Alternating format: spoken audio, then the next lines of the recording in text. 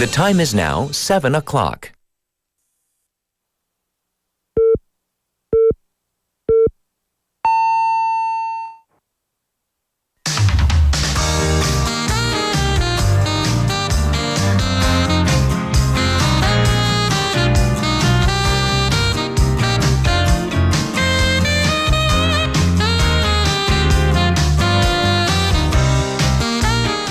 Bank of Korea, known as the BOK, decided to lower the benchmark interest rate yesterday. And it doesn't necessarily mean that inflation is stable. However, that the central bank is going to focus more on stimulating demand and therefore the economy. And this means that South Korea's economy and outlook for this year has reached a point where any further push could lead to a breaking point. So, will this slightly lowered interest rate have the desired effect on the economy? Well, we're going to have to wait and see. I'm Catherine. This is Morning Wave in Busan on Wednesday, February 26th on BEFM, 부산영어방송.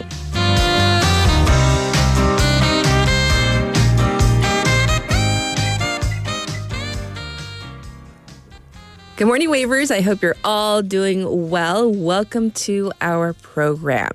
You know, yesterday was supposed to be like a slightly warmer day, but I don't know, I was out and about and it still felt awfully cold. So I hope you're doing whatever you can to stay warm and healthy. All right, so let me ask you this, or talk about this actually. So maybe you have a loan or a mortgage? Well, the benchmark interest rate, that's called the 기준금리, can really make or break your budget. We all know this. The Bank of Korea yesterday lowered the benchmark interest rate by 0.25%. So that brought the rate down to 2.75%. And this is upon the decision that, the domestic economy faces too many uncertainties. The central bank actually lowered the projected growth for the country's economy by 0.4%. So now it's down to 1.5% growth. That's the projected growth. And this is from the Trump administration tariff policy and domestic political instability, experts say. So the decision to lower the rate means that the central bank is trying to get more money into the market in terms of spending and investment to kind of keep the economy moving along. And the economy, we all know, certainly needs that help. So last year, businesses saw a 13% decrease in their net revenue. 순이익, that's according to the Federation of Korean Industries. And this was caused by a hike in material and ingredient costs, labor costs, and rent. So the prospects are not looking so good right now, as over 43% of these business owners, well, they say they are considering shutting down in the next 3 years. And businesses, their biggest concern for this year was lower demand. So there is this hope that these efforts to stimulate demand will actually lead to something real for the economy, for business owners, and hopefully that'll affect us as well. All right, now we're going to turn to our text topic. Here we go. Are you ready? What do you wear at home? Are your outside clothes allowed in bed or not? Alright, 집에서 나의 홈 패션은 뭐 입으세요? 그리고 나는 밖에서 입은 옷 입고 침대에 눕는다, 안 눕는다. Ooh. And for your pajamas, when you go to bed, do you have pajamas? When you go to bed, when you go to sleep, actually go to bed, do you wear like real pajamas? Or is it kind of like, you get home, you change, and then whatever you're wearing, you fall into bed. 자, 잘 때 잠옷 입나요? 아니면 그냥 낮에 입던 거 그냥 그대로 침대 속으로 들어가시는지? Well, I'll go first. I've been very open. I have lots of human beings, but I also have 4 cats and a rabbit at home. So what does this mean?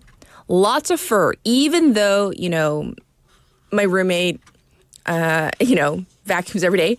However, this is a rule. As soon as I get home, the first thing I do is I wash my hands really thoroughly because I feel like, I've been outside, right? And then number 2, the second thing I do is straight from the bathroom, I go to my closet and then I change as quickly as possible. Even though I want to pet my, pets, my little furry friends, I resist. So my hands are clean. I change as quickly as possible. And hence, I know you can't see it close up. I try not to have any fur on my clothes because I can't stand it, right? So that's my rule. Everybody in our house, they know as soon as you get home, you got to wash your hands, change quickly. And yes, we have, do you know what baby gates are? 위험할 때 아기들 걸어 다닐 때 그 게이트 같은 거 설치하잖아요. We have one in every room. So we can do this without the cats coming in and getting all over our clothes. So we're pretty vigilant. What do I usually wear at home as soon as I get home when I change? It's usually a t-shirt and sweatpants. Very casual. And then since it's winter, I throw on a hoodie, like a little cardigan or a hoodie. So that's my thing. So when I sleep, I have pajamas, I really do. And they stay nicely folded in my drawers. I have a few sets. And then usually I'm in a t-shirt and sweats. I'll be honest, when I was younger, newly married, whole different thing, but that's a different topic. So I'll just leave it there. You can send in your responses to BFM's live chat on YouTube. So go to the YouTube platform, search for BEFM 부산영어방송. You'll see our logo. Click on that to subscribe. And of course, you can join in on the conversation. Pound 9050 샵 9050 on your phone. That's going to cost you 101. You can also reach me for free on Kakao Talk.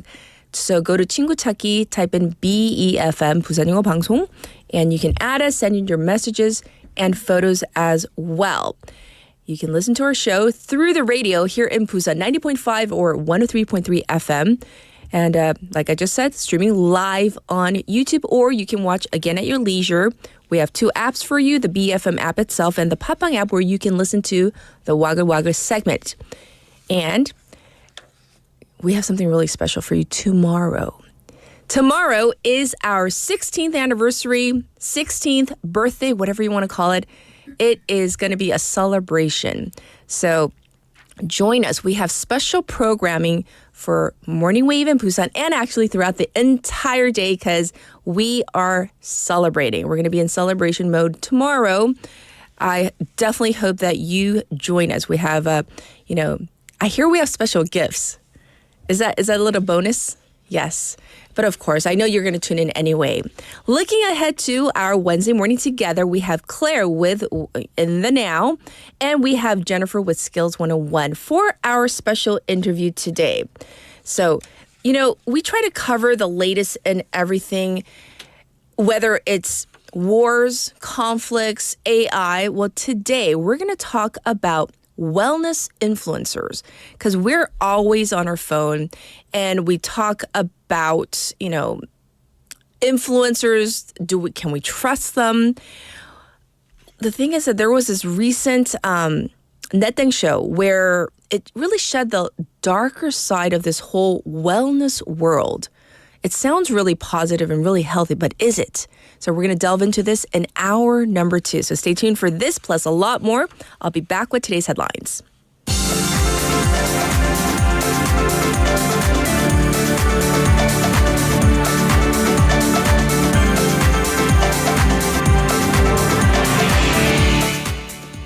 It is now 7:08. These are today's headlines. Yoon vows constitutional amendment if reinstated. President Yoon Suk-yeol actively defended his decision to declare martial law on December 3rd and vowed to revise the constitution for the rest of his term should he return to power.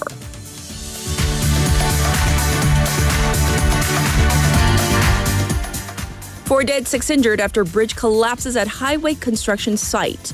An overpass bridge collapsed at the Seoul-Sejong Expressway construction site in Anseong yesterday morning, killing 4 workers and injuring 6 others.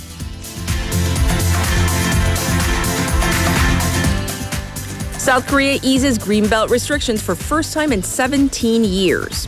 South Korea is easing restrictions on greenbelt development for the first time in 17 years as part of efforts to stimulate regional economies, announced the Land Ministry yesterday.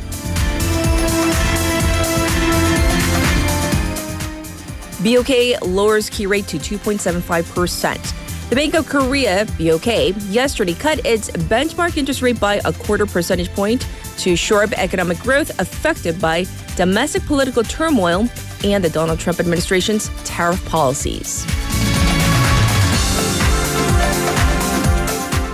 U.S. and Ukraine reportedly agreed to terms for minerals deal. Reports from the U.S. and Ukraine are saying that the two nations agreed on the terms of a critical minerals deal, although the two sides have yet to sign the deal itself. These are today's headlines.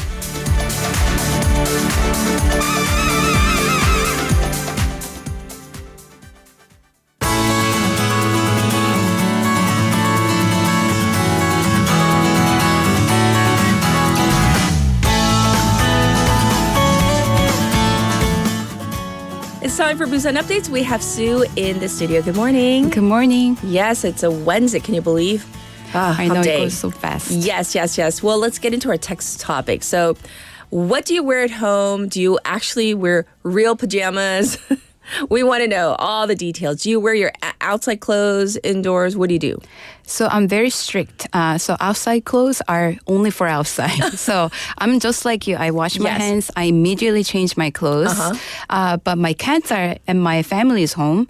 So yeah, I love cats, but I'm super allergic to them. So I try to wear those like a material, polyester material. So the fur is very visible. So I can get rid of them with tape and stuff. Yeah. But at home, I have my own separate pajamas. My PJs stay in my bed. Interesting. So many new details we're learning about Sue. Well, thank you.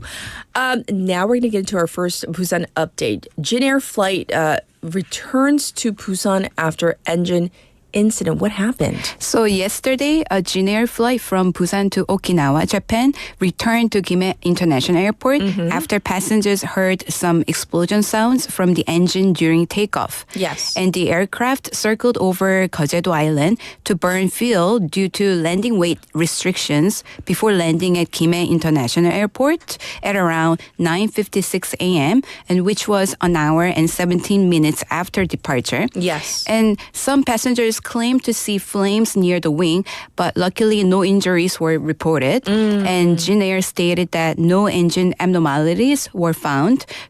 But they decided to return the flight for safety. Yes. And the flight resumed service on the same route at around 11:30 a.m. after replacing the aircraft. Okay, so the good news is no injuries, but of course, we get nervous anytime we hear about any incident regarding a plane these days. So thanks for reporting on this.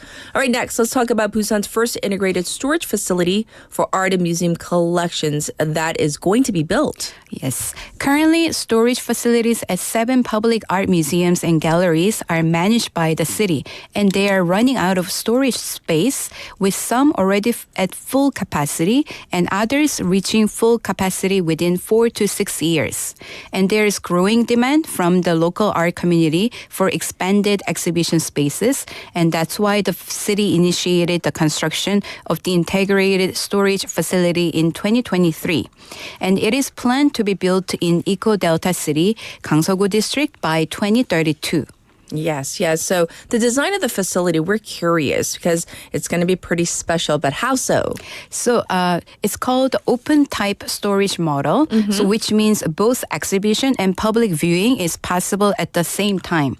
So this is a nationwide trend, as similar type of open storage facility has been established in Daejeon and Seoul. Okay. And the facility will consist of 2 main areas. And first is storage section, which is capable of storing collections from Busan's museums and art galleries for the next 20 years. And another is research and preservation section, and it will be equipped with art restoration spaces, lecture rooms, and experience areas. And by having this section, the facility will be able to ease the burden of transporting artworks to the capital region for restoration. Yes. And also a city official mentioned that since the project budget exceeds 30 billion won, 300억, a central government investment review is required. And Busan Development Institute, 부산연구원, will conduct a feasibility study and suitability review for large-scale investment projects with results expected by August. And after that, the project will proceed in full swing. I see. Well, I'm sure many people around our city, we're going to be looking forward to this. So thanks for letting us know about this. All right, next, our topic is this. The 3 greenbelt areas in Busan, including Haeundae, they're going to be developed into industrial complexes, logistic hubs, and waterfront city areas. So tell us about this. Yes. So first of all, Greenbelt means development restriction areas, which are established to prevent urban sprawl and to preserve the environment. And the Ministry of Land, Infrastructure and Transport has selected 15 Greenbelt areas outside the capital region for development, including 3 projects in Busan, 3 in Ulsan, and 4 in Changwon. And these areas will be released from Greenbelt restrictions to promote urban and industrial growth. Oh, well, we definitely want to hear the details, especially for the projects in and around Busan. Yes. So first one is in Haeundae. Okay. And the area where the 53rd Military Division is located will make room for a high-tech industrial complex and transit-oriented development. And the project will cover the areas of Udong, Jadong, and Songjeongdong. And the military base will be relocated and transform the area into the Haeundae Advanced Science Park, which will combine research startups and green spaces. Okay, so that's in Haeundae. What about, I hear in 강서구 district, right? Yes. So the second eco-delta city will be created, spanning 10.42 million square meters in Gangdong-dong, and it will be developed into a water-friendly waterfront city, similar to the first eco-delta city, with residential, commercial, business, industrial, and logistics complexes. And this project is expected to start between 2025 and 2033. Yes. And lastly, I hear there's going to be another project in Gangseogu district. Is the same area? Yes. So the Northeast Asia logistics platform will also benefit from Greenbelt release, transforming the area into a global logistics hub linked to Gadok new airport, ports, and and railways. Yes. And this development will include Jukdongdong, Bongrimdong, and Hwajeondong. Okay. So these are the areas, once again, that are going to see some real differences, some changes in the near future. All right. Lastly, let's talk about this one. The 2025 Busan One Asia Festival, Asia's top, one of the biggest K-content festivals out there. It's going to be held from June 11th to the 13th. So we have now at least a set date, right? Right. So I'm not really familiar with the new artists, K-pop idols, but I'm from the older generation. So I was chaperoning. Okay. And I went to the Busan One Asia Festival several years back. Oh, really? It was like a huge thing. Right. Yeah, it was right. really, really fantastic. So this started in 2016, and Busan One Asia Festival, BOF, has become a leading Asian concert that combines Busan's unique K-culture and K-pop. And over time, it has grown beyond the K-pop festival into a cultural exchange platform where young people from around the world can experience K-culture. And this year, 2025 BOF aims to evolve as Busan's signature Hallyu tourism content by expanding its K-culture performances and experiences. And the festival will be hosted by the city of Busan with Busan Tourism Organization and SM Culture and Contents Company Limited as co-organizers. So what are going to be some of the different features for this year? So the main highlight of the 2025 BOF, the K-pop concert, will take place indoors this time at Bexco for the first time from June 11th to 13th. Okay. And this indoor setting will allow for dynamic stage productions and diverse performance content that take advantage of the venue's features.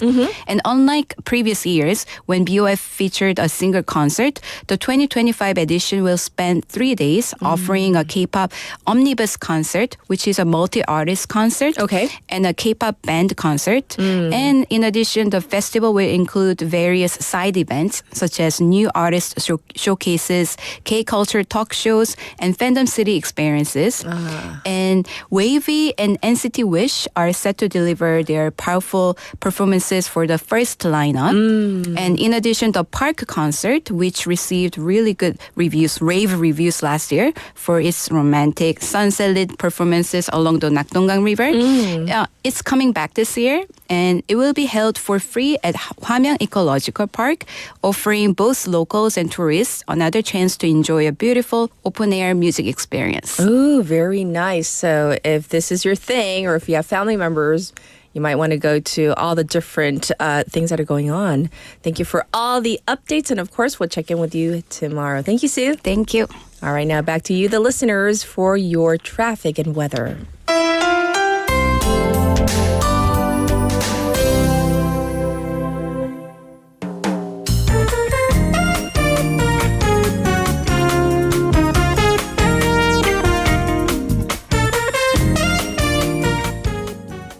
It's time for your traffic report. There is some congestion detected on Mandok-daero from Mandok intersection to Namsanjeong station right now. There's some traffic buildup on the Dongso overpass from Pumnikro ramp to the old Kaegum tollgate. Likewise, looking slow on Chungjang-daero from Jungangdong intersection to Chungjang overpass. Also congested on Nakdong-namno from Doksan police station to Seongsan three-way intersection. Currently, it is 2 degrees Celsius here in Busan. It's going to go all the way up to, are you ready? Double digits, 11 degrees Celsius under sunny skies. There is still a dry weather special alert in Busan. Across the nation, warmer today with the morning lows above zero across the entire country. Daytime highs forecast to go up to anywhere between 5 to 12 degrees Celsius, depending on where you are. Parts of the capital area, Gangwon, Chungcheong, and Jeolla will see bad fine dust briefly throughout the day, so check and make sure you mask up if you need to. This was your traffic and weather.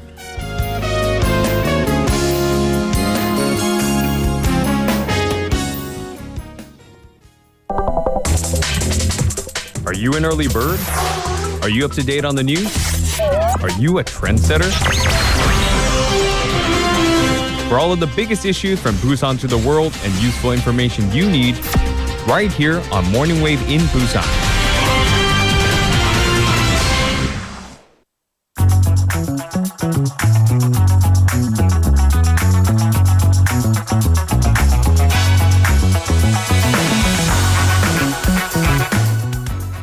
It's time for News Digest. We have Haley in the studio. Good morning. Good morning. Hey, so before I even ask you, I've been dying to read this message. First of all, I love the username. Yeah. Master Kitten. Who are you? Ooh. Okay. Master Kitten says this. First of all, good day. And then they say, I wear nothing but a few drops of Sha-deng number 5. How very Marilyn Monroe of you. Yes. But then your profile picture is also a kitten. So I'm Right. imagining the cat wearing that perfume to bed. Yeah. So. No, not the cat, but I'm like thinking, who are you? Do you have like silk sheets? I imagine Silk satin sheets, silk satin right? sheets. And Very you're, like, good lighting. sliding around, Yeah. and you're shut So down. I'm number 5. the opposite Oh, okay. of this Of that's this? going on. And there's nothing glamorous. All right, I will come home. Okay. I will wash my hands because, cleanliness. Yes. But, I'm the resident gross person of BFM. I like to take that title. I would like to claim it because no one else has. And I'll change, but that's sheerly out of comfort because inside clothes should not have any zippers, buttons, or they should not stick to my body. If it feels like I'm wearing nothing, feels like Yes. nothing's like sticking on me, that's the best feeling. Do you wear muumuus? Of course I do. I have an extensive collection of muumuus. Okay, we gotta explain. that What's I a wear. muumuu? It's like home one piece, but one piece or like dress makes it sound cute. It is 그런 just 원- like 그냥 like it's a flour sack. It's basically 알잖아요. a garbage bag with arms. 형태 없고 그냥 그쵸. 편안한 그쵸. homeware, right? Right, Yes. right. And then, but they're not floral printed. Some of them are, but they have like characters and stuff. It's sporty. And I just don't believe that. I know people do, but I also don't believe that people will change into their inside clothes and then change into their pajamas. Like you will change for who's like why? Why though? Maybe for themselves. I know, but or like their significant other. But what I do for myself is like nothing. That's what I do for myself is the least minimal stuff. And what did our producer say? I don't know. She's been attacking me for not doing the dishes at home. I do other stuff like lounging around and working, and I don't know, and like. I can't wear a muumuu. There's a real Why? Simple reason. Okay, why? Because I like to sit comfortably. But they're long. But still. Okay. Like sitting like with your Interesting. with your knees not always like it's stuck together. Right. Like at home, I just want to be comfortable. And like, what happens when you sit comfortably? Your knees aren't like glued together at home. Let's be honest, right? You're not crossing your ankles, and you're not like, sitting to meet the queen for the team. Yeah, you're not being demure at home. Right, so I'm not, when am I ever demure? No, not you, but I'm saying generally the you out there, me included. So it's like that's why I'm like, yeah. Anyhow. To each their own. Right. Yep. All right, we're going to dive in now. Let's first begin with this fatal expressway construction accident from yesterday. Unfortunately, we do have to address this because 4 people died and 6 were injured from this bridge or overpass collapse at an expressway construction site, and this was at the Seoul-Sejong Expressway. So what happened is that the slabs that would serve as the top part of the bridge, they fell onto the ground, knocking off or burying 10 people who were working underneath. Right. 4 died once again of the 6 injured, and you can see the very shocking, and that is thick slabs of concrete that just kind of crumpled down onto the ground. Of the 6 injured, 5 are seriously injured and 1 sustained minor injuries. The rescue workers, so this accident happened about 10 minutes before 10 a.m.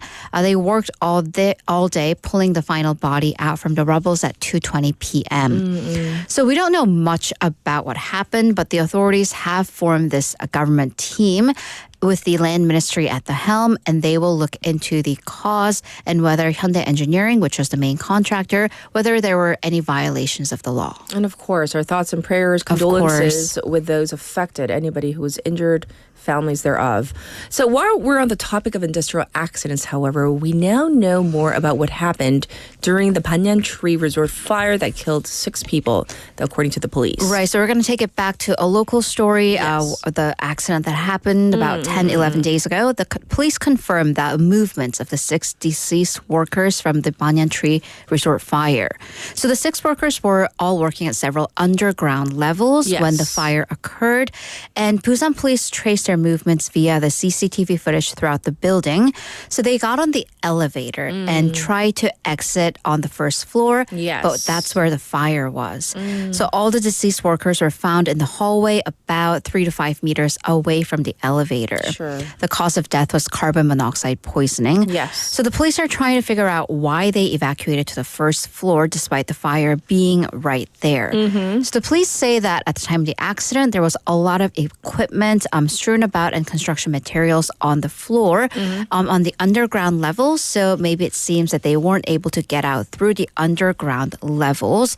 So they were trying to get out through the first floor. However, we don't know what happened once they got out of the elevators because the CCTV on the first floor, even the wires were completely burnt from the fire. Oh, goodness. So despite it having been over 10 days at this point since the fire, the police were not able to confirm whether the firefighting and prevention equipment were working properly on the site. So workers actually say that they didn't hear any alarm go off. The police are interviewing the 800 or so workers, which is why it's taking such a long time.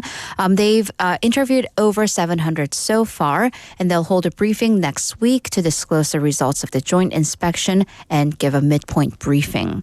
And then after that, the investigation will focus on whether the construction was pushed excessively or rushed because of the delays and whether that may or may not have played a role in the fire. Right. So we're finding out further details, and of course, we're going to keep tabs on this story as well. Well, yesterday was the final hearing of President Yoon Suk-yeol's trial, so let's talk about the major arguments arguments and statements that came out of the hearing? Right. So it was a long final day of the impeachment trial, with the final hearings having taken 8 hours, ending at 10:14 p.m. Sure. So this wrapped up the 11 arguments of the impeachment hearing.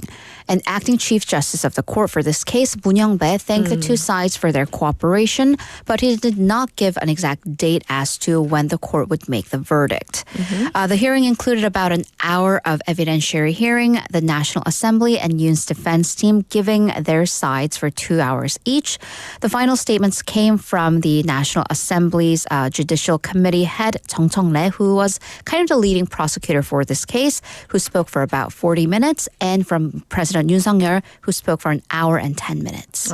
Yes. And so let's hear what the two sides had to say. Right. So let's begin with President Yoon Suk-yeol's argument. Yes. So his closing statements was kind of an appeal to pathos, at least in the beginning, an appeal to emotion. Okay. Saying that he's first very sorry, but also thankful to the nation regarding this martial law imposition. Yoon, however, still claimed that the opposition lawmakers acted upon directives from North Korea, and this has not been substantiated. But he referred to the pre-martial law demonstrations that called for his impeachment, having been a direct order from North Korea. He also claimed that the Democratic Party was siding with North Korea, China, and Russia to cut the military budget to weaken the country's military. So his defense, prior to Yoon Suk-yeol's final statements, the defense team said that all of the National Assembly's impeachment motion is problematic from the facts to the procedural aspects, so therefore the impeachment must be turned down. And its major argument is basically nothing happened on the night of December 3rd in terms of the declarations and the decrees. No arrests were made, no one was hurt. And because President Yoon used martial law declaration as one of an attempt to try to send a message and plead to the public, it was a political and diplomatic decision by the president, and therefore not subject to judicial assessment. Yes. So that is his side. What about the other side? Right. So the leading prosecutor of the case, Representative Chung Chong-rae, said that Yoon tried to destroy the Constitution and infringe or trample upon the National Assembly. Yes. And called for his impeachment for the sake of the country's democracy. Chung also said the entire country saw the martial law forces violence. I'm referring to them gathering in front of the National Assembly. Right. And the National Assembly presented this 5-pronged argument. To sum it up, that the Constitution was violated, or Constitution's article on martial law was violated. There was a procedural illegitimacy problem of the declaration. There was an attack on the National Assembly, an attack on the National Election Commission. Sure. The decrees were illegal, and there was an attempt to arrest key politicians. So Chung stated that Yoon no longer has the right to remain president, and he is also no longer the president in the people's minds. So there you have it. That's what happened yesterday on that front. For now, though, we're going to go to the United Nations. The UN Security Council voted on a resolution to end the war in Ukraine yesterday. However, the vote count showed an unlikely kind of grouping of countries on the same side. So we're talking about Russia and North Korea, which, we obviously know. They've been bedfellows. allies, right? And then now the United States. They are on the same side, at least according to this particular vote. So this is yet another show of a very dramatic transatlantic, so referring to U.S.-European alliance and relationships under President Donald Trump. So there were actually two different resolutions at the United Nations regarding the war in Ukraine. So this was there was one that was drafted and backed by Europe, the European Union, which demanded that Russia immediately withdraw its forces from Ukraine. And this one made clear that Russia is responsible for this war as they invaded Ukraine. Both of the resolutions passed with a majority. However, the U.S. voted no in the EU resolution. And there's a big board that shows which countries voted yes, which abstained, and which said no. And this was a very weird visual because that list had Russia, Belarus, Israel, North Korea, and the U.S. And by the way, you would notice that a major traditional ally was absent. Even China abstained from voting on this. So U.S., at least as far as this vote is concerned, the U.S. took a more pro-Russia stance than China. And then Washington, the U.S. proposed its own resolution, which was definitely more neutral. It failed to mention Kremlin's aggression. and actually removed the term invasion and changed that term to conflict, which kind of removes Russia's responsibility for this war. Right. So this clearly shows a fast-growing relationship between Washington and Moscow. So just from here, a lot of outlets weighed in. For one, U.S. outlet Axios wrote that the United States sided with a non-democratic nation or non-democratic nations. Other experts adding that this is actually the biggest split they've seen in this Western hegemony and Western alliance since the war in Iraq. So we're taking this back to the early 2000s. Yes. So a lot going on here domestically and abroad. Well, we're going to wrap it up for news. And of course, we'll check in with you in hour number 2. Thank you, Haley. See you in a bit. All right. Now it's time for you, text topic time. What do you wear at home? Are your outside clothes allowed in bed or not? And basically, 집에서 나의 홈패션은 뭔가? 그리고 나는 밖에서 입었던 옷 입고 침대에 눕는다, 안 눕는다. 저는 절대로 안 누워요. Sorry. Did that come out too quickly? Yes. That's just me though. No judging, you know. What was it? We listen and we don't judge? Yeah. We'll listen and we'll try not to judge. We'll try really hard. I know it's so hard. But yes. Looking at some of your responses, Benny says this. Mostly old t-shirts and shorts, especially when going to bed as well. So for PJs, that's what he wears. Surely I don't have real pajamas at bedtime, but yes, that is the norm at our house. Leslie says, I definitely have inside clothes, and it's generally sweats or leggings and a sweatshirt or long sleeve. Absolutely no outside clothing on my bed ever. And she says, yes, I do have PJs. What are sweats? Sweats are basically in Korea, I think they call them training 바지. Yes, so that's what we're talking about. Sweats are training 바지, or, you know, the whole set, the getup as well. I have one more I'm going to read for now, though. I saw a 고수 who says, 저 집에 있을 땐 트레이닝복으로 sweats 있어요. 복으로 있어요. 꾀재재하게 있으면 뭔가 게으르게 되는 것 같은 기분이 들어 언제든 집 앞에 나갈 수 있는 옷으로 환복하고 퇴근 후 퇴근 복장으로 집에서 생활하면 3살 여자친구가 냄새 난다고 저리 가라고 한대요. So his little girlfriend, aka his lovely little daughter, doesn't like it. And he tries to wear, sweats and look presentable. Like he can go out on a moment's notice anywhere around the neighborhood. So that's what we're talking about. I will read more of your messages in just a little bit, but here is Kat's pick for today.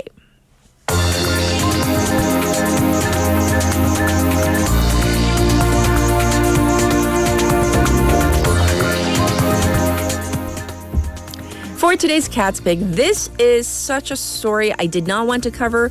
However, it's a big one, so gotta talk about it. A 74-year-old surgeon, by the way, trigger warning, accused of abusing 299 people, most of them children. Let's get the clip from NBC News.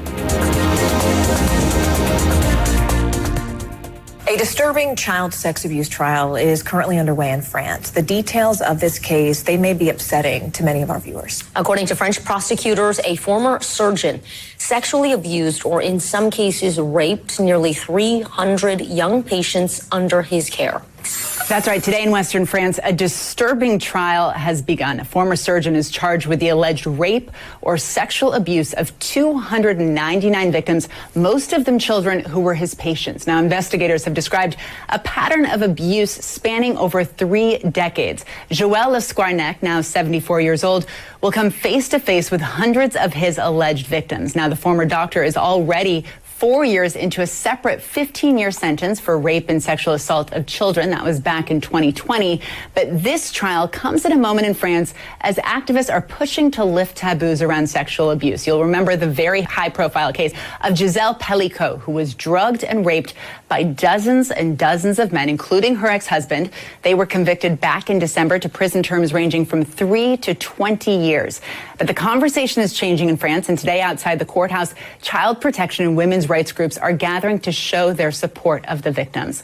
This case came to light back in 2017 when a 6-year-old neighbor said the former doctor touched her through the fence of their shared property. Now, as the investigation began, more than 300,000 photos, including pedophilic imagery, as well as notebooks that he himself kept, writing and describing himself as a pedophile. Those were all uncovered on the property.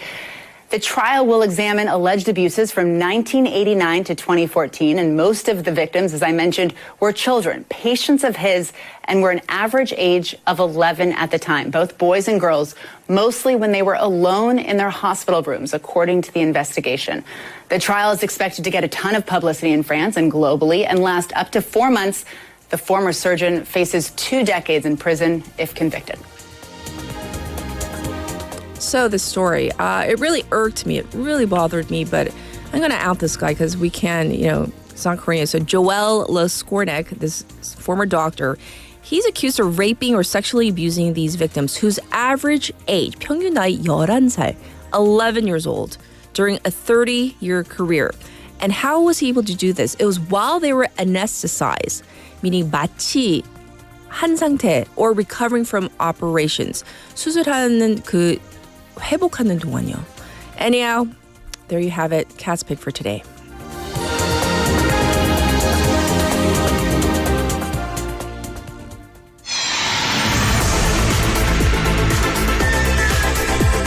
Stay tuned.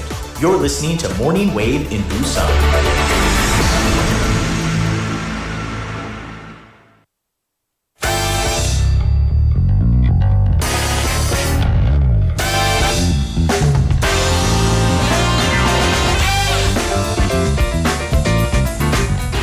It's time for us to say hello to Claire. Good morning, Wavers. How are you? I'm great to be here once Yes. again. My 4th time already. I know. Time flies. It does, really. Indeed. But always pleasure to join you guys. Yes, just in case some of you are new to our program, this is Claire. She's our newscaster, and she's here for how many more weeks? Is today one more week? more week. Oh, one more Next week. week. Oh. Please be sad. No, I am. No, I'm sincerely sad. I am.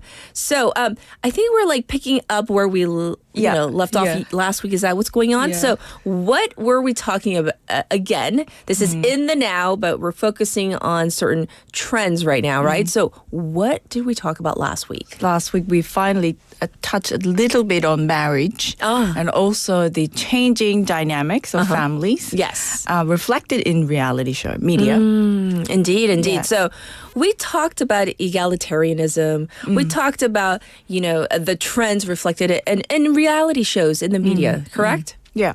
So I just touched the first part, which was reality shows are actually shifting away from the marriage focus.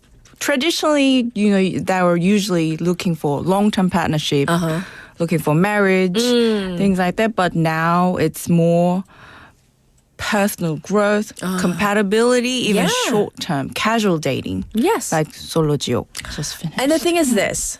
We listen and we don't judge. Let's not judge others. Everybody has different goals, things that they aspire to be or become, or whether it's for themselves or for a real long-lasting relationship, right? Yes.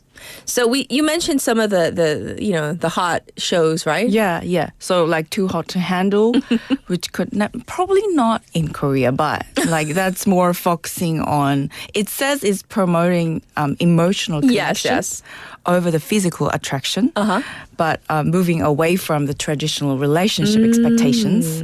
But that's just fun to watch. Yes. So let's go on from there. So what are some of the other trends that we're going to focus on today? So the second one would be increasing representation of non-traditional relationships. Indeed. Like the shows are actually featuring now diverse relationship styles, including open relationships, which was questionable, but cohabitation without marriage. So open relationships, you meaning you can date multiple people at the same time? I think that's what it is, yeah. Oh, that's so foreign to me. such a monogamous. I mean, like, you know, when I was single, still like a monogamous, like serial date, maybe like, you know, but when you have to finish one and then move on start the next one. That's just me though. Yeah, maybe I'm old fashioned, but me too. But not sure that's what's going on. Yes. And like cohabitation. You know, this, especially in Korea, that cohabitation isn't something actually people openly talk about. But nowadays, it's very common. It is. It right. is. And like it's starting to appear even in the media. Yeah. In Korea.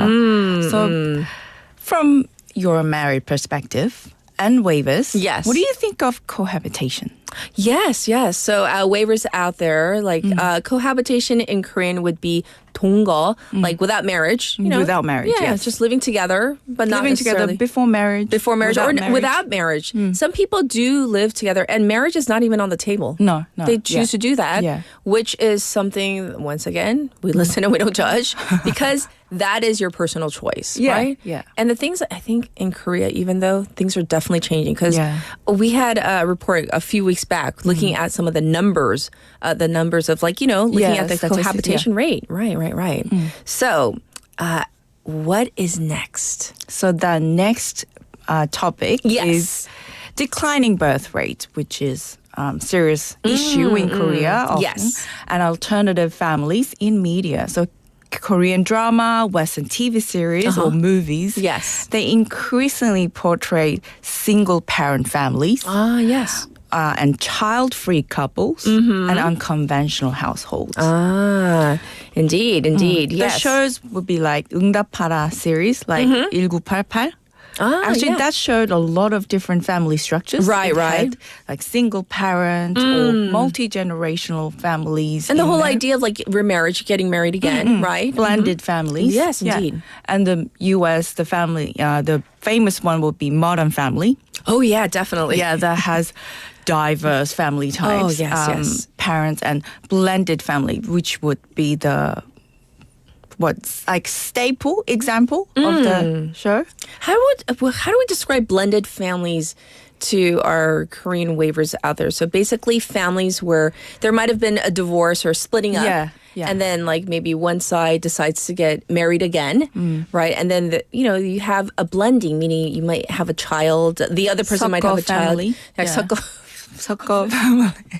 So, like blender is like mixing, 맞아요, 근데. You're blending directly.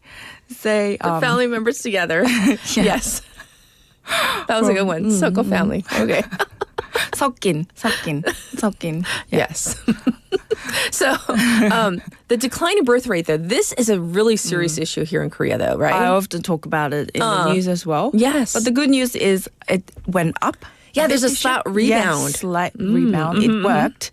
So most recent Korean dramas or shows are featuring like protagonists, they say. So that means that who either avoid marriage totally or they struggle with the idea of having children. That sounds like my husband. my roommate.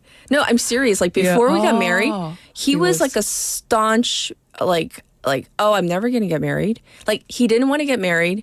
He didn't want kids. Really? I'm being totally serious. And then he met me.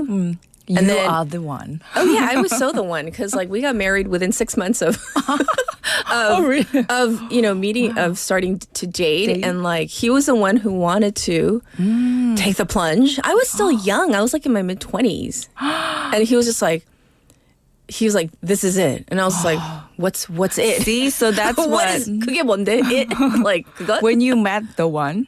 Yeah. Whoever, and he kept on saying, no, we do. And then like even when he proposed, like, because he said he didn't want children. And then like he, said, let's have 5. Hello. From 0 to 5.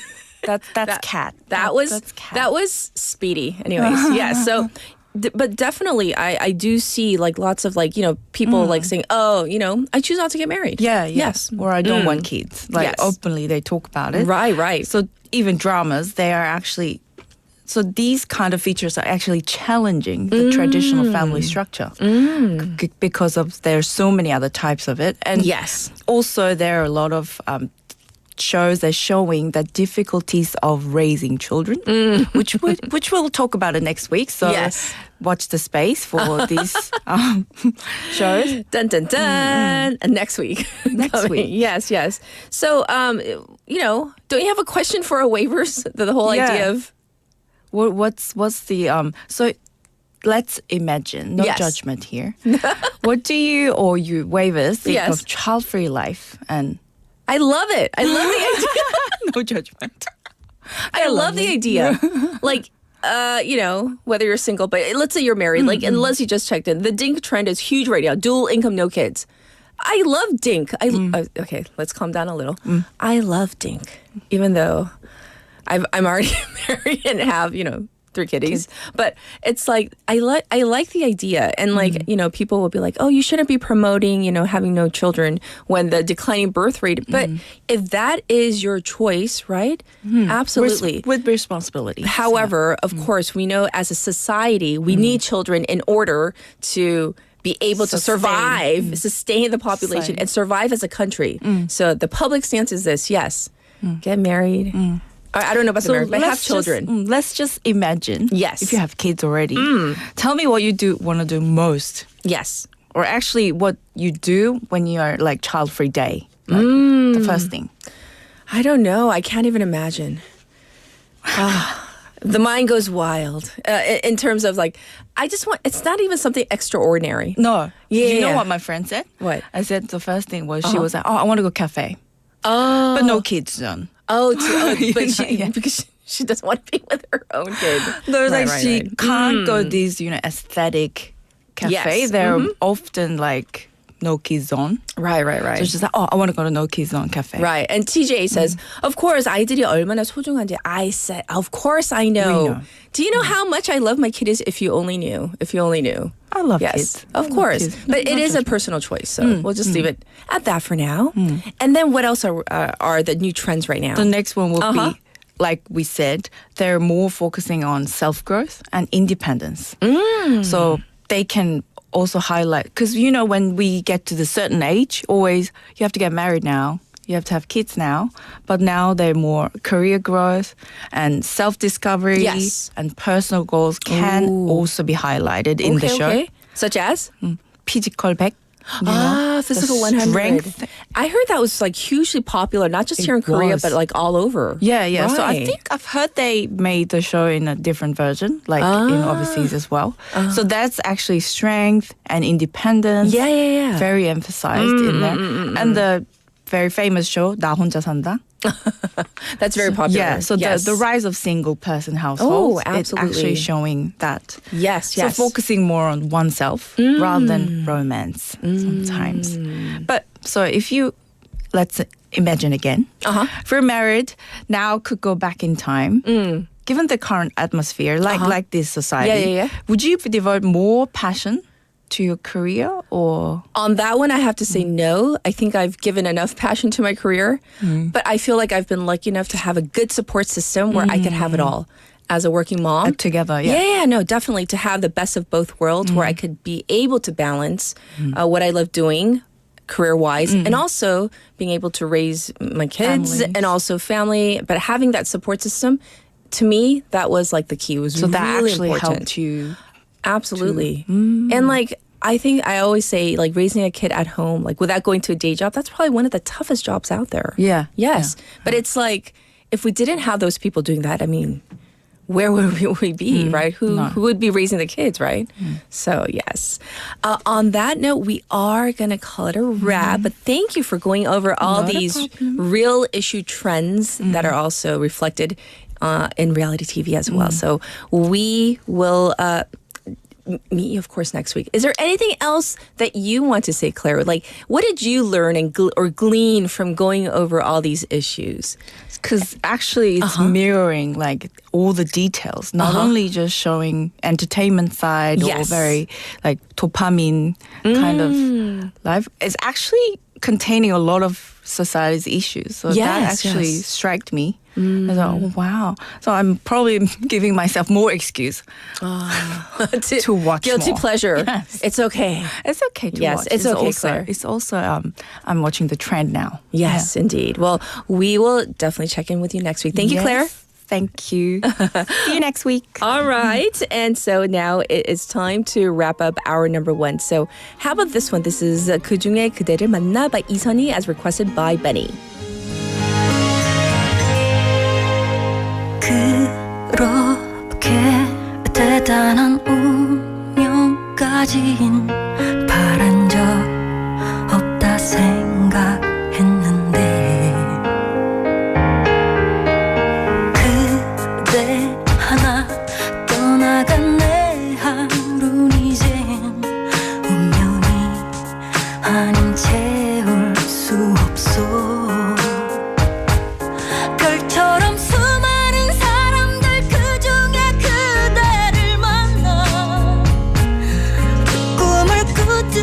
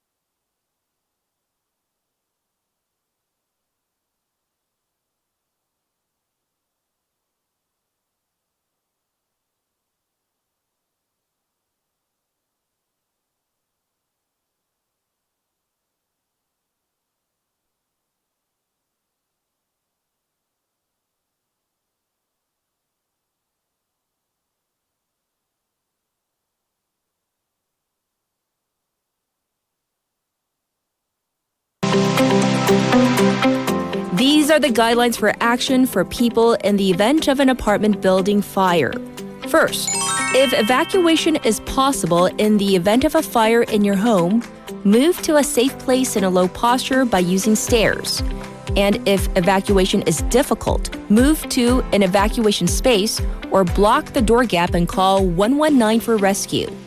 Second, if a fire breaks out in another home and no flames or smoke enters your home, wait inside the home, call 119, and act according to the announcement.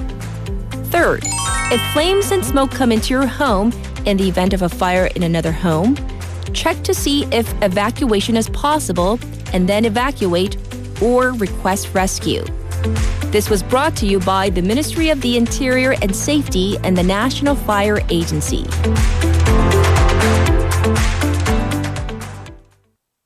살림꾼 김재우의 살림템 추천.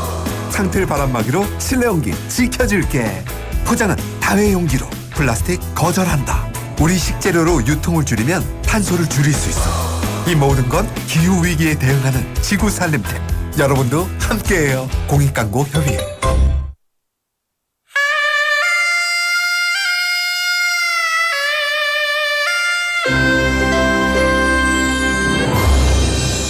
The time is now 8 o'clock.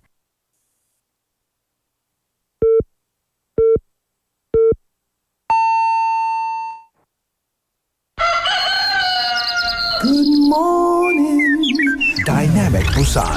Yeah, you're waking up. Time to shake it up. Tell the world good morning and find out what's going on. Well, hi there, folks. There's everything from comedy to lively chat to music. Broadcasting from a room about the size of your closet. All calls are recorded. What show is this? Live from Korea's dynamic city, this is Morning Wave in Busan. I'm sorry, who'd you say you were?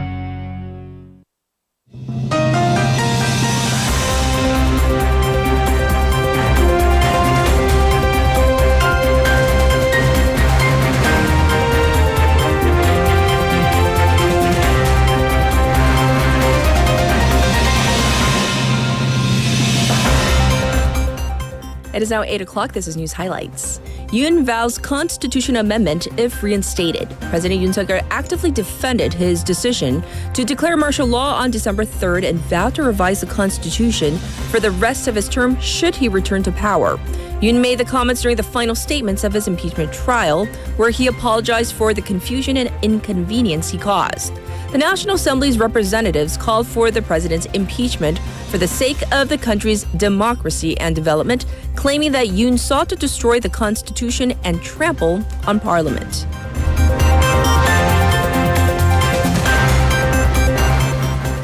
Four dead, 6 injured after bridge collapses at highway construction site. An overpass bridge collapsed at the Seoul-Sejong Expressway construction site in Anseong yesterday morning, killing 4 workers and injuring 6 others. Several slabs placed on a pier fell to the ground, knocking off or burying 10 people working at the site. Of them, 4 died, 5 were seriously injured, and 1 sustained minor injuries, according to the fire authorities. The builder, Hyundai Engineering, apologized for the loss of lives and injuries and said they are actively cooperating with the authorities while pledging a thorough investigation.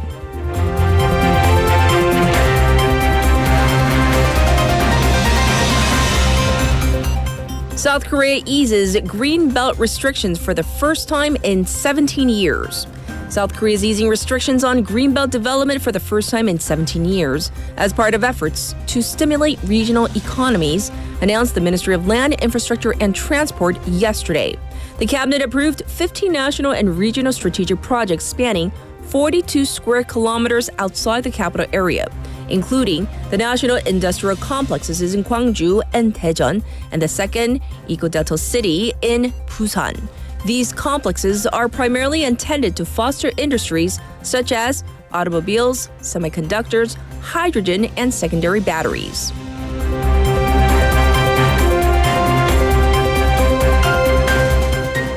BOK lowers key rate to 2.75%. The Bank of Korea, BOK, yesterday cut its benchmark interest rate by a 0.25 percentage point yesterday, once again to shore up economic growth affected by domestic political turmoil and the Donald Trump administration's tariff policies. Yesterday's decision underlined the central bank's policy focus on economic growth as the BOK lowered its 2025 growth outlook for Asia's fourth largest economy to 1.5% from its previous forecast of 1.9%. The move came a month after its rate freeze decision, which was aimed at supporting the weak local currency. But the board has decided to cut the rate and mitigate downward pressure on the economy.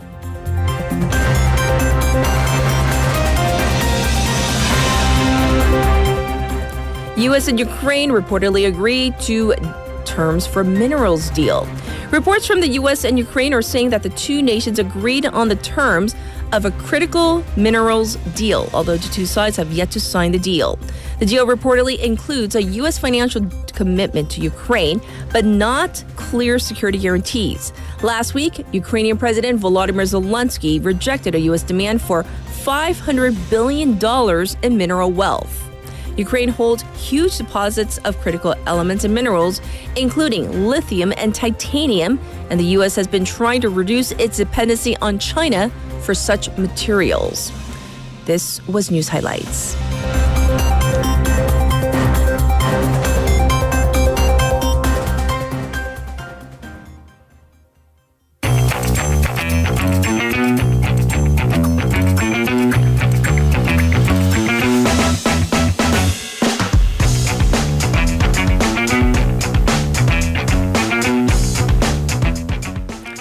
It is now time for Waga. That means Haley's back. Hello, hello. Yes. So there's some voting going on online. What are we voting on? What are we voting on? I vote yes. I don't know what but let's just go for it. Leslie, I personally think we should give the mic to PD Neem for her own segment. Oh, yeah, definitely vote yes. During that pause, or just put her giggle there. It's so cute. I don't know about the cute, Leslie, but it's funny. It's funny. Oh, she needs a camera because she is an excellent slapstick comedian. She is. She really is. Oh, well, we call her now reverse, what's her name? Sadako? Yeah. The ghost that crawls Yesterday, she was trying to crawl into the I don't know, she's mumbling something. I don't think it's anything good. I'll move on. Yeah, I don't know. Did you hear that? Did the mic pick it up? She was like, move on. Okay. Well, we got to get into our Waga stories. We First shall. Up, January heating bills have made their way to probably your mailboxes or your phones, whatever. How you get them. Side-eyed that, and I was like, I'm going to have Dad pick it up because I don't know. Is it a shocker? Sounds like a him problem, not a me problem. I mean, we had a very woggly moment this morning getting ready for the show. Like, how much did you pay? Like, do you guys turn on the heat? I was so quiet. Right. So many people report at this sticker shock, or is it bill shock, at seeing their January heating bill because it was cold. But even despite the cold, people say that they tried not to turn on the heater. And in Korea, we call that the boiler. But they're seeing really high bills. Why? So there are reasons. Okay. Your city isn't just ripping you off. Well, first reason, heating prices did go up. Okay. But you may not have known about it or you forgot because they went up officially during the summer months where it didn't affect you as much. So you may have forgotten that makes sense. Until this very rude awakening. Okay. Boom. So heating usage fees. So there's this 난방 사용 요금. They went up by 9.8% in July. So the cost is now 112.321 per megacalorie of heat. Okay. So if you're looking at a 4-person household on average, you're going to see an average uptick of about 6,000 won per month just for using the heat. Okay. And then the actual price of heating from the city gas, the 도시가스 난방비, also went up for most cities. And that depends on your city, but we're adding an average of about another 3,000 to 4,000 won to your heating bill. So already that's 10,000원 extra just for, just from the increase. So this is due to an overall increase in fuel, especially liquefied natural gas or LNG internationally. And we have to say, the weather did not help. It did not because it was cold until, I don't know, about yesterday. It's so still heat cold. usage goes up in January in general, and this January was a cold one. So according to the Korea Energy Economics Institute, household city gas usage is, of course, the absolute highest in January, second place February, and third place December. And by the way, this January was one of the coldest in recent years, about 1.1, a full degree cooler than the average. And then on top of that, we've had a cold February until thus far. So many people are concerned about what it's going to look like next month. And the thing is the bill's this, coming. Right, because we're throwing this at the waivers out there. 1월달 난방비, like, was it a lot? How was it? Okay, Because I'm gonna, we have one person who says, 저 주변에 다들 10만 원대 난방비가 나오는 데서 정말 놀랬답니다. 저만 트렌드에 맞춘 난방비를 내고. So I'm guessing 성혜림님 paid a bit more. So full disclosure for our family of four, and we live in not a big house, 6만 원 last month because I think if we turn on the heat like twice for the entire winter, that was a cold winter. Like I don't like to have so the shocked heat when you on. told me.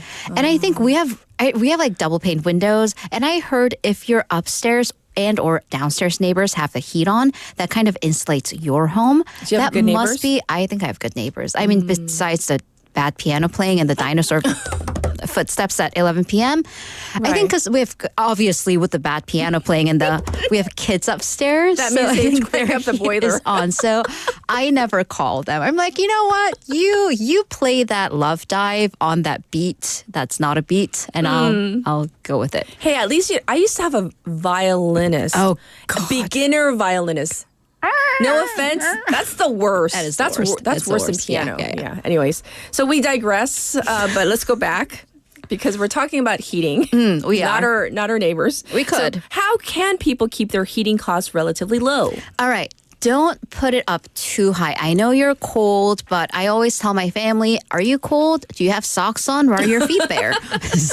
I'm sorry. You know what? 양말 신으세요. 양말 한 겹 더 입어. 이불 있잖아. So that's sorry. 수면 양말. Right. So keep the boiler / thermostat at 20. So this is the government recommended temperature in the winter. Okay. Because for every degree you turn the heater down, you save about 7% on your energy bill. So there's a specific figure. Also, humidity. In the winter, turn on the humidifier because that kind of retains the warm air. So it'll keep the heat going on for longer. And double insulate. So keep the veranda doors and 중문, that like double entrance door, firmly shut because also personal experience, if you wake up in the morning, you definitely can like trace the draft to the tiny gap in the windows. And then even the thin layers of paper or the stick-on window protectors that you can buy at the Korean dollar store, equivalence of a dollar store, that can actually help quite a bit in keeping the cold air from coming in. Oh, we have so many messages. TJ, 태진, 남자는 얼어 죽어도 수면 양말은 거부? Why? Boo. And not just boo. I mean, 왜 남자 Keep your feet 대표세요? warm. Did they vote you in? 투표했나요? 집에서 세 겹 입고 댕기면 문제 없어요. According to 고수. I think 고수 and like TJ, they have like their separate like bromance club going on because like it's like the same person.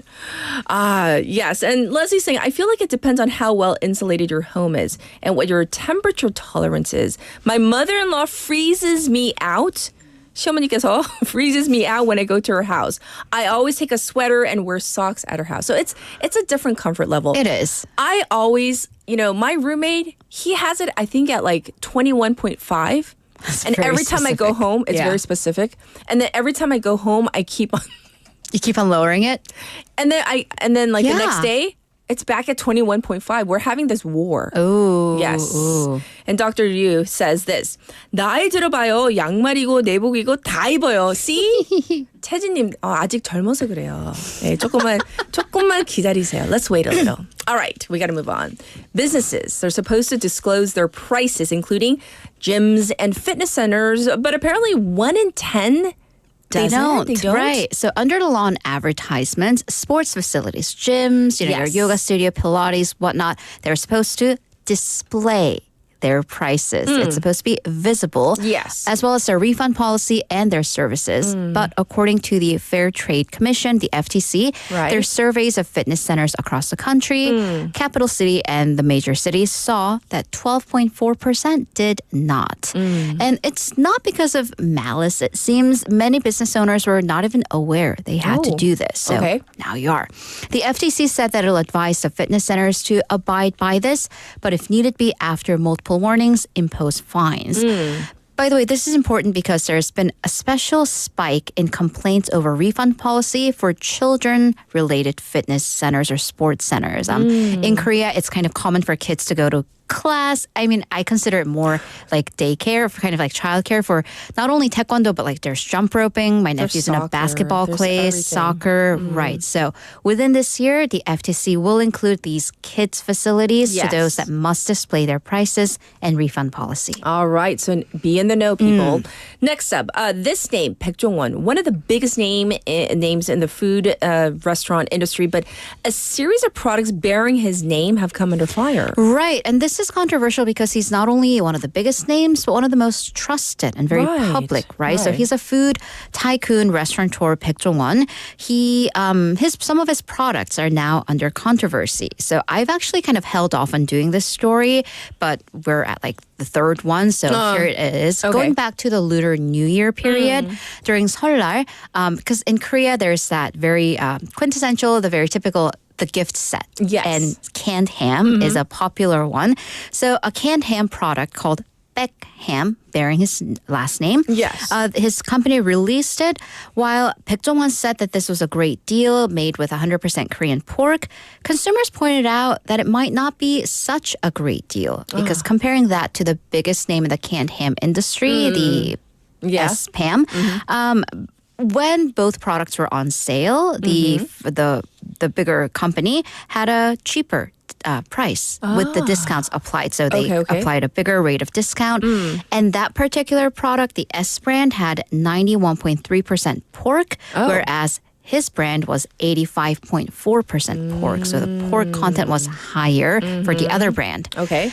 And then the second one, his meal kits, his ready-made meals, had a chicken steak product. Yes. And Baek explained via his YouTube channel that the intent behind these meal kits was to help Korean farmers sell surplus produce. Oh, okay. But the main ingredient, this being chicken steak, it was mostly just chicken.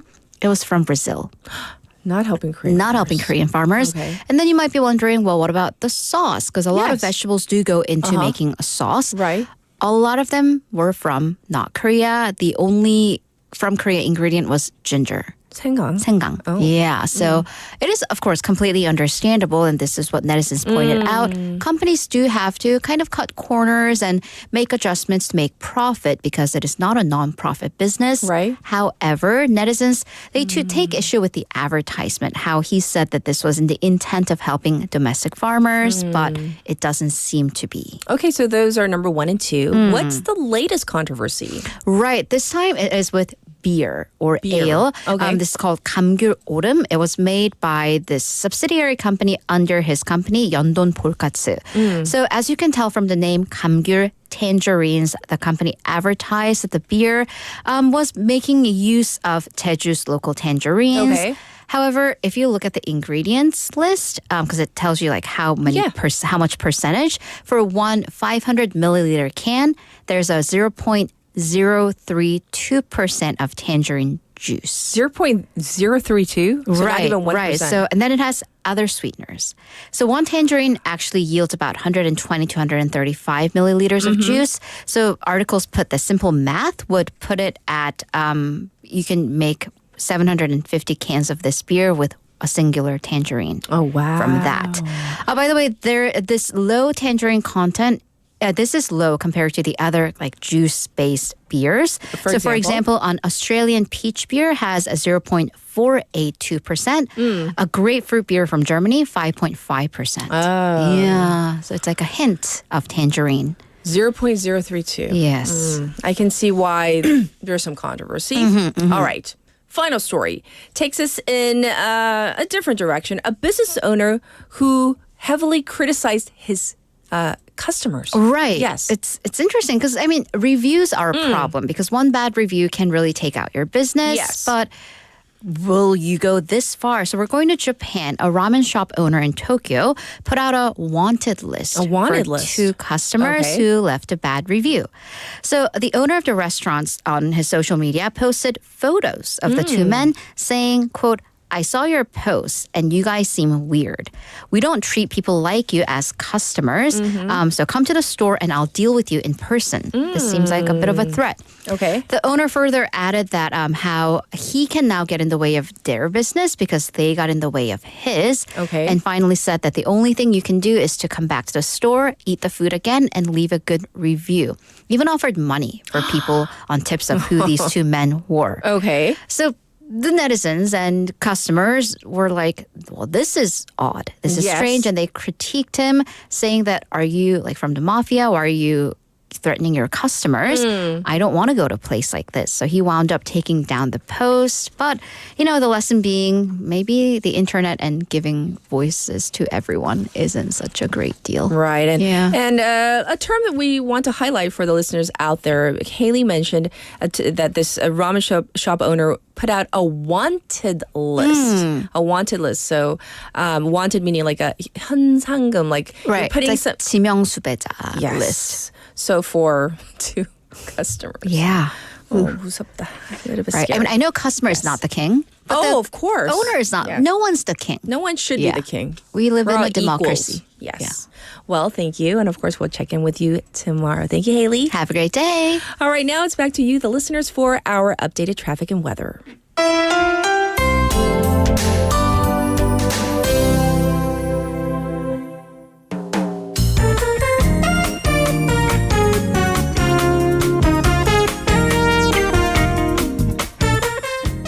It's time for your updated traffic report. There's some backup on Nakdong-Namno from Gangso to Myeongji interchange right now.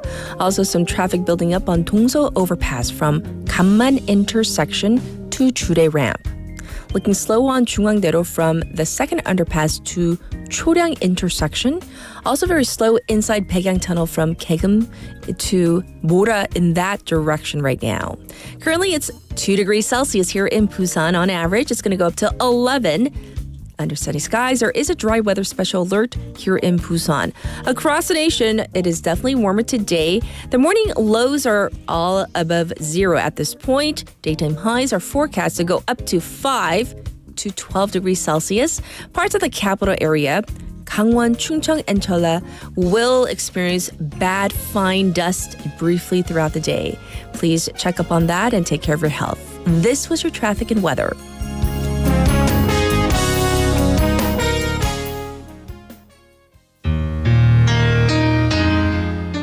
And this is 내게 오는 길 by 성시경 as requested by Michael.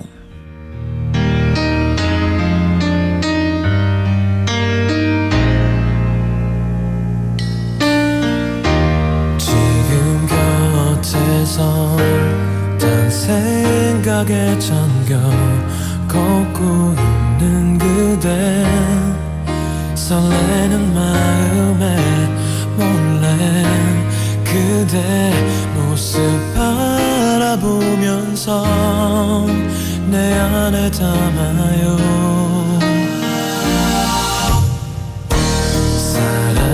사랑이겠죠 또 다른 말로는 설명할 수 없죠 함께 걷는 이 길 다시 추억으로 끝나지 않게 꼭 오늘처럼 지켜갈게요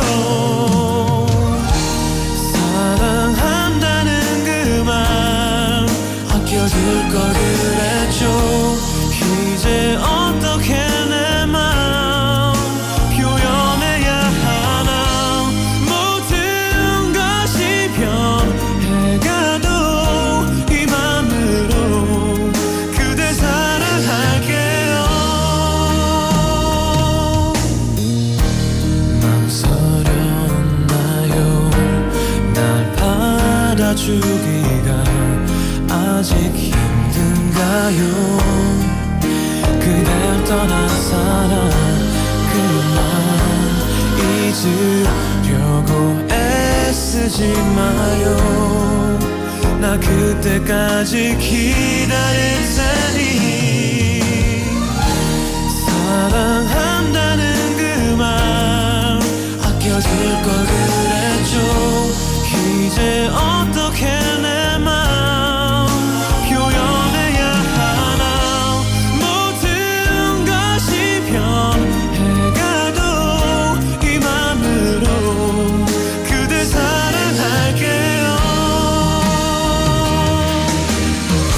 눈물이 또 남아있다면 모두 흘려버려요 이 좋은 하늘날에 우리 만남도록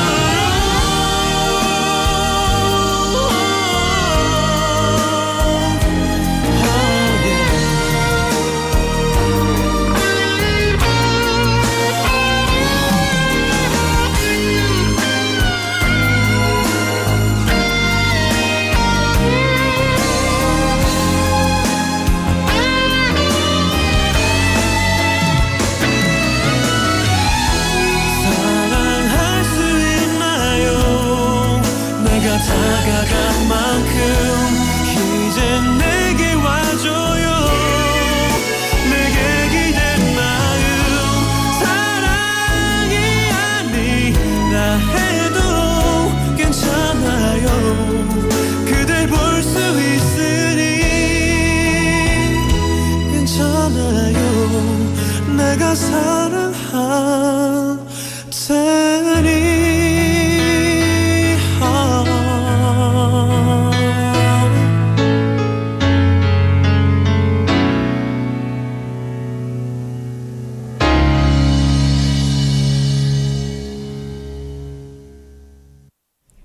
Welcome back. The funniest comment of the day. Can I choose one every day? Tejin, who says he thinks, in his opinion, that Michael Bolton probably does not wear the fuzzy socks.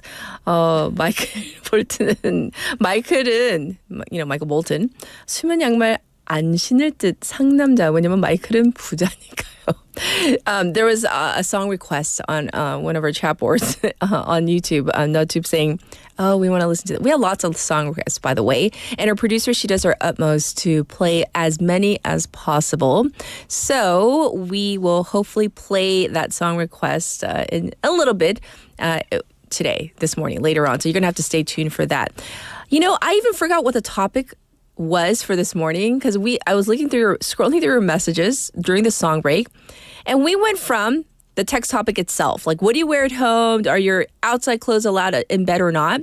Of course, there were a response to that, and then it changed into the whole debate about kids, no kids, and then it went into the whole debate about what temperature your home should be, and that really got me to thinking. You guys are like clinging to every word that I'm saying, or my guests are saying, and I do appreciate that. You're really focusing on every conversation that we're having. So I feel like I'm sure all the other programs on BFM they do their utmost as well. But I feel like that's one of our strongest suits. The fact that we have this rapport and conversations, multiple conversations every morning. Love it. So for now, we're going to get to our special interview.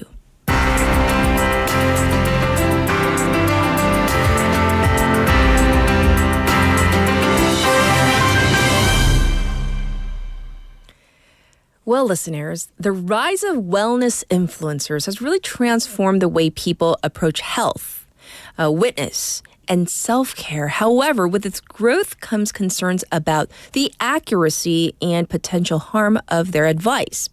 The recent Netflix show Apple Cider Vinegar, and so in Korean that's the 애플 사이다 비니거, same thing, sheds light on the darker side of the wellness world, questioning what we can truly trust as viewers become more aware of misleading information. It's really important to understand how we should navigate this space and make informed decisions about what health practices to follow. And I'm sure many of you out there have seen stuff popping up on 별gram or Insta thing, about, the 공동구매, about health products and things like that. So let's find out more about this, we have invited Dr. Mariah Wellman, assistant professor in the Department of Advertising and Public Relations at Michigan State University. Hi, welcome to the program. Hi, thank you for having me. Yes. So this new show, Apple Cider Vinegar, really does shed the light on the risks of following wellness influencers. So in your opinion, Professor, why do you think people are so drawn to these types of figures for health advice? Yeah, people want to be well. They want to be their best selves in every way that they can. And wellness influencers are really unique in that they sell this idealized version of health that so many of us desire. Through their online content, they make health and wellness seem like this beautiful aesthetic experience. And when social media users can find wellness influencers that they identify with, that share similar values, they feel like they're getting answers to their health questions, but from somebody that they trust and that they feel like they know. And so they'll continue to look to these influencers for their health information and less so from other more traditional sources like healthcare providers. And that's a great point that you make at the end, versus healthcare providers, because there is definitely a distinction there. And there are so many wellness influencers out there offering an array of advice. So how can we determine, what information is reliable? Because I'm sure some of the information is useful, helpful, and good for us, and what simply isn't.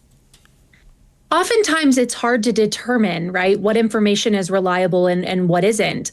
My advice that I give people that I think is pretty easy to implement is just to look into any and all of the advice that you may be receiving through social media before you put it into your own life.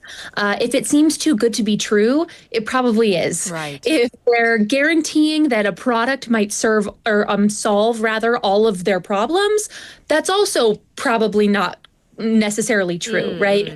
The true experts are going to be the people that tell you that health advice is so dependent on a variety of factors.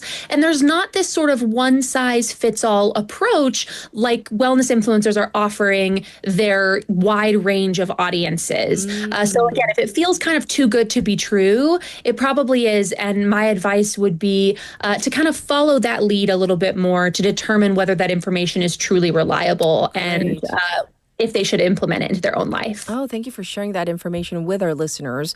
And, with so many wellness influencers out there, don't they have a responsibility to fact check, at least morally, ethically, to fact check what they're kind of, putting out there into the universe, their recommendations before sharing them with their followers? Yeah, you would think so. And it's difficult to understand sometimes because, like you mentioned before, every wellness influencer has different intentions, and not all of them are sort of trying to fool you or trick you just to make money online. Right. A lot of them do believe that what they're doing is in their followers' best interest, right? Especially like the story of Belle Gibson in Apple Cider Vinegar. They may exaggerate the truth or flat out lie to make money, but for the most part, the majority of wellness influencers do give advice that they would follow themselves. Now, is that advice always medically or scientifically backed? Of course not. And that is where it becomes a sort of moral or ethical obligation, because it's different when one person can apply one trend to their life. But when you have so much power and influence over a larger audience, you do have a responsibility to fact check and make sure that everything that you're offering your followers is something that is medically accurate and scientifically based. Indeed. Of course, we would think and hope that they would all follow those guidelines, but of course they don't. What are some of the most common misconceptions spread by, current wellness influencers out there that could really potentially harm people's health, in your opinion? Yeah, so the major one is quite broad, and that is just the fact that wellness influencers will promote one method, one supplement, or one trend that could change the entire life of their followers. That one-size-fits-all promise can be super dangerous, especially when people are encouraged to follow that medical advice rather than ignoring their providers. One examples that's actually talked about in apple cider vinegar is the coffee enema. And that's a real misconception that many wellness influencers convey to their followers. It's a practice that has been used for hundreds of years as part of cleansing rituals, but the practice itself has no scientific backing. There's no evidence to support positive outcomes. And in reality, the practice can actually lead to increased dehydration, high blood pressure, and it can often lead to patient death, especially when coffee enemas are used in place of more traditional treatment like chemotherapy, cancer, as we see in the show. And so the show really does pull some real misconceptions that can be quite harmful to people's health, and makes it really real for the viewers. And so on behalf of, all my listeners, I have to ask, as we're all consumers, how can we better protect ourselves from the potential dangers of following wellness influencers blindly? Because, we don't want to be like, as they say, just like blind sheep following somebody without, checking the veracity of what they're responding. Absolutely. My greatest advice that I think is really quite simple to implement is just talking to other people in your life about what information you're seeing from wellness influencers on social media. Bounce these ideas off of other people. It might be your family, it might be your friends, but also your medical providers. Medical providers are more and more aware that people are looking and seeking information about their health on the internet. And the providers that I work with on a daily basis want to know what information you are getting so that they can help you navigate it.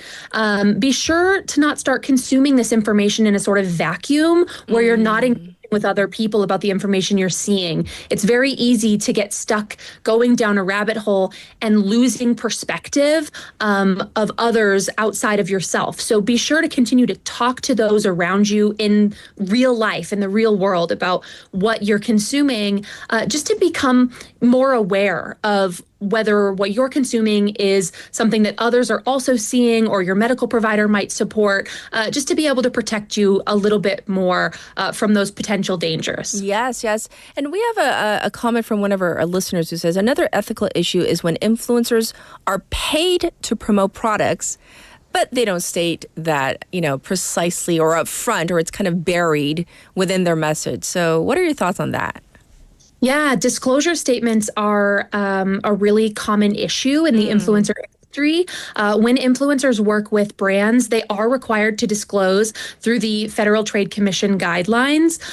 However, as we know, many influencers do not clearly state whether they're working with brands or not. And so it's always smart just to keep a keen eye out toward the fact that they could be getting paid to spread this message, which should go into your decision making on whether or not you're going to utilize this product or service in your everyday life.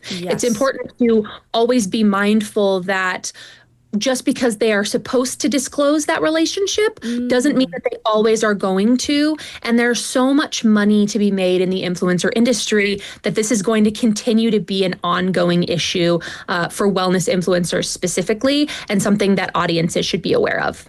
Indeed. And so for our final wrap-up question for you today, Professor, how can or what role do professional health experts like yourself play in providing really accurate information in this day and age of everything being on social media and every on TV, etc., where there is just this huge crowd of people just ready to just kind of blindly follow whatever this wellness influencer says, and so on and so on.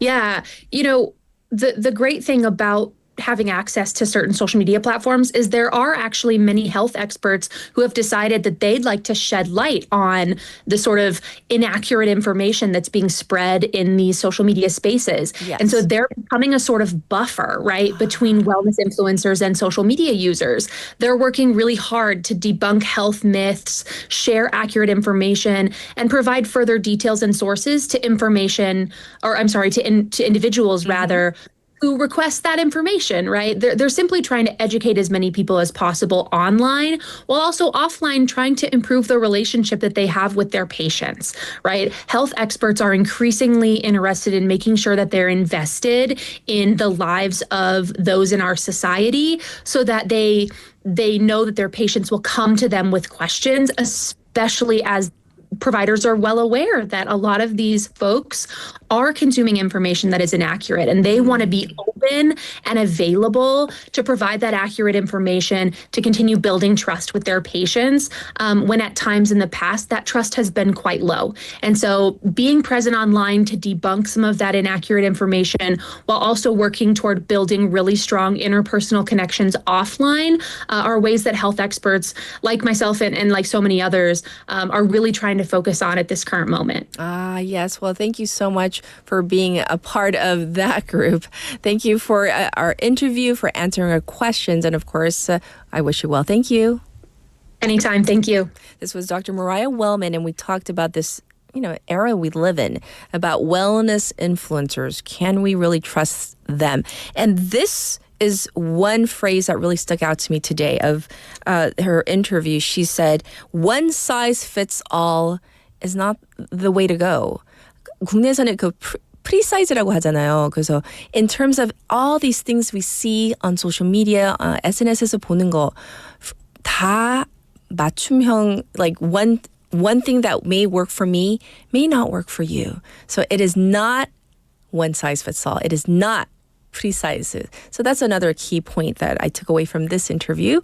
And hopefully this was really educational and informational for you as well. We're going to take a short song break. So here is How Am I Supposed to Live Without You by Michael Bolton, as requested by Taejin.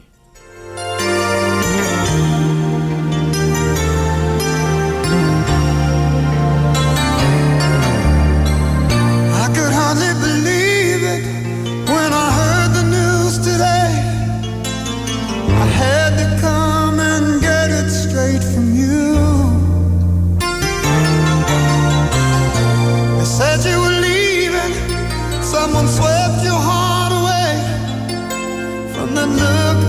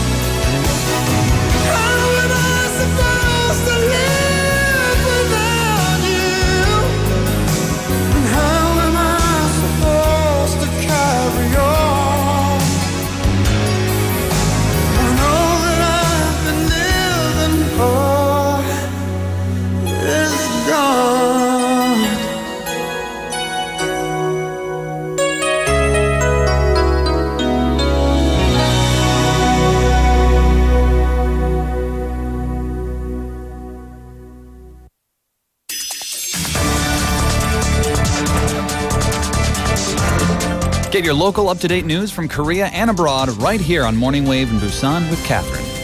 Stay tuned.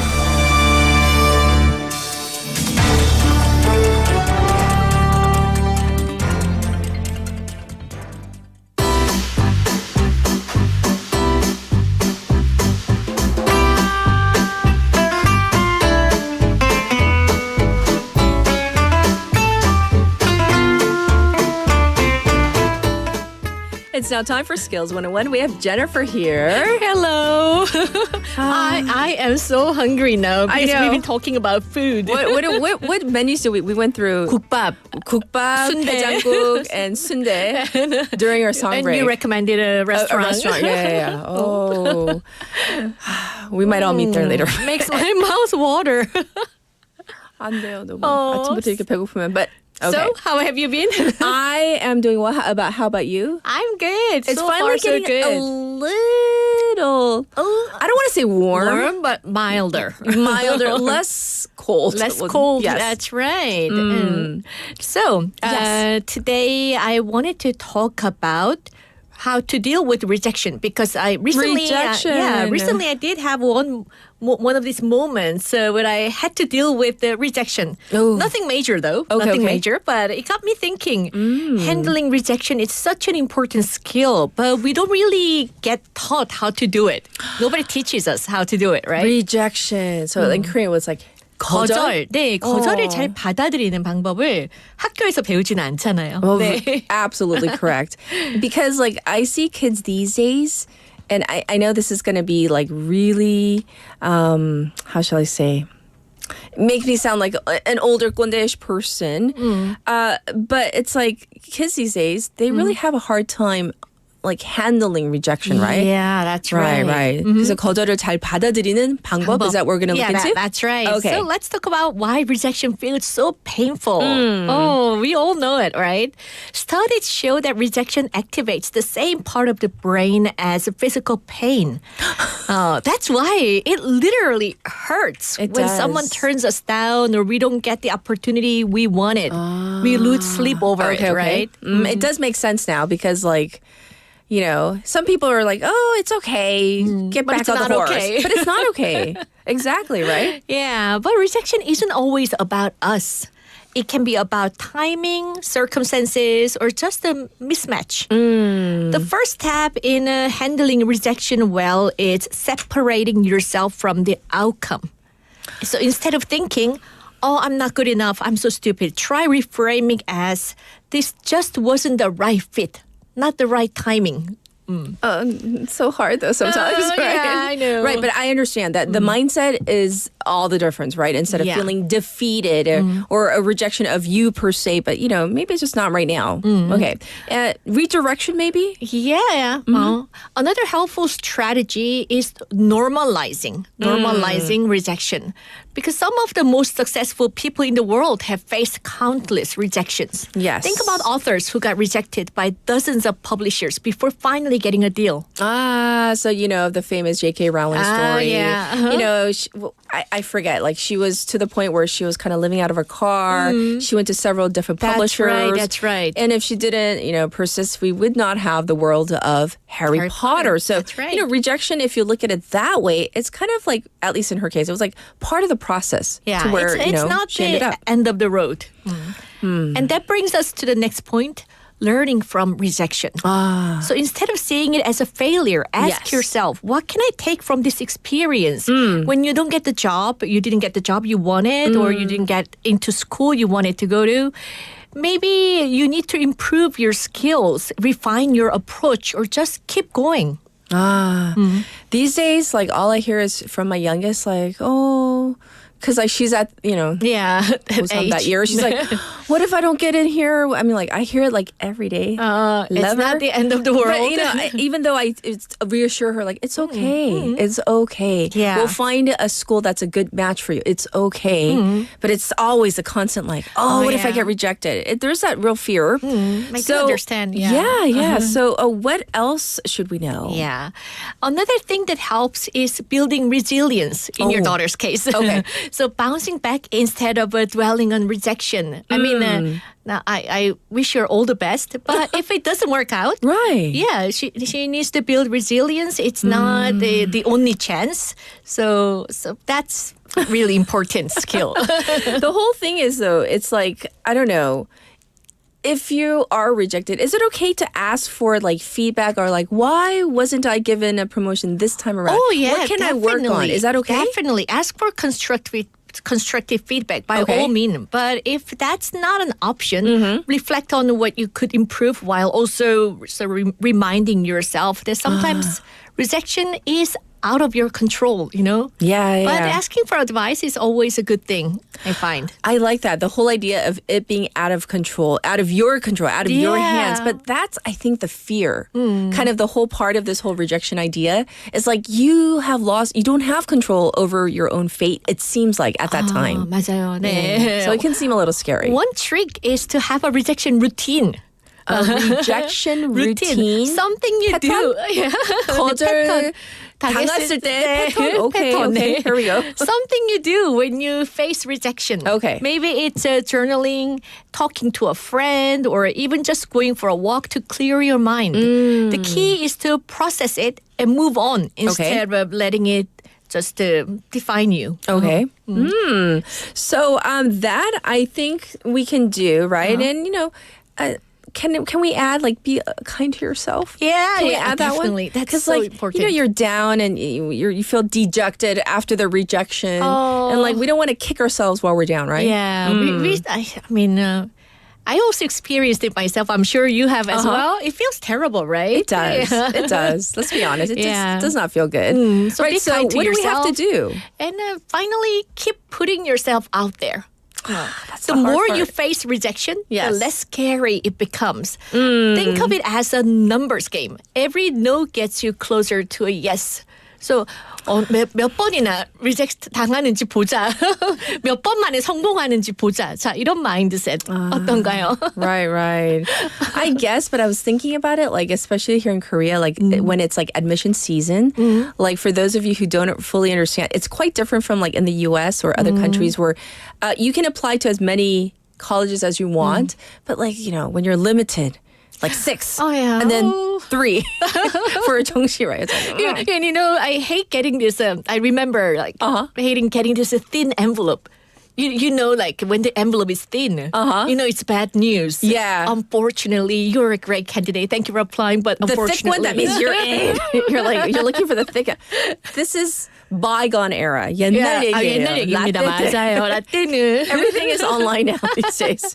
Right. So we must remember rejection isn't failure. It's feedback. It's redirection. And sometimes it's just life.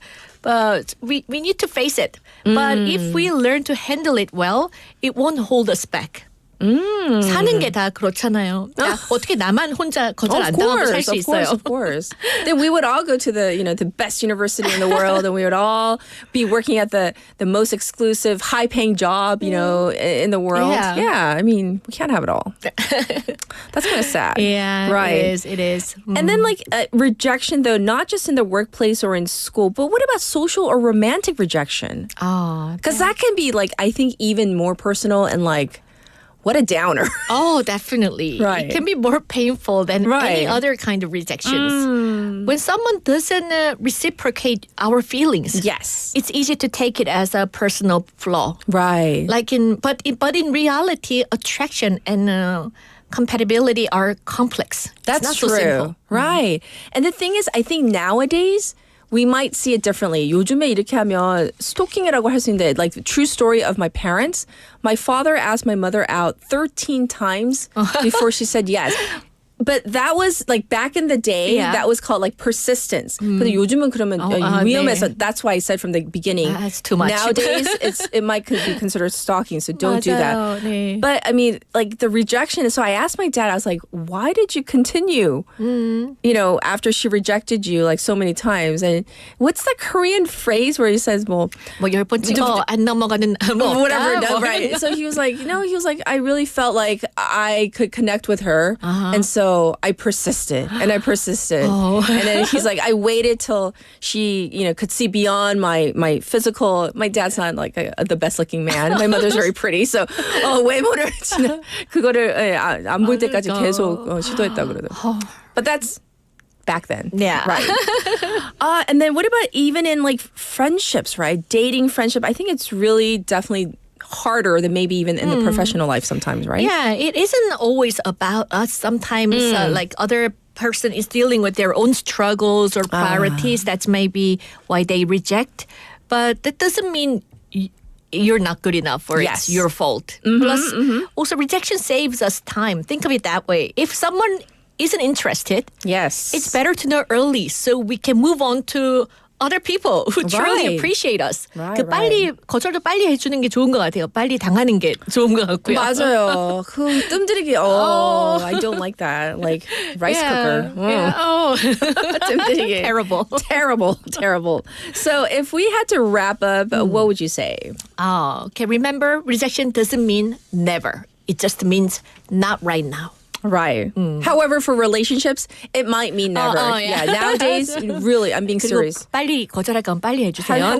그냥 잊어버리세요.